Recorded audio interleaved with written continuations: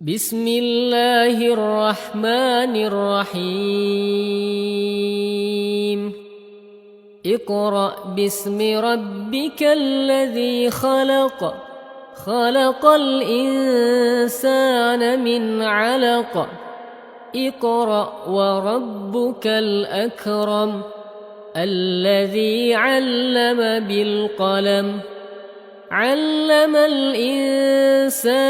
ما لم يعلم كلا إن الإنسان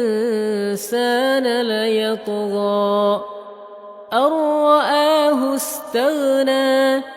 إن إلى ربك الرجعى أرأيت الذي ينهى عبدا إذا صلى أرأيت إن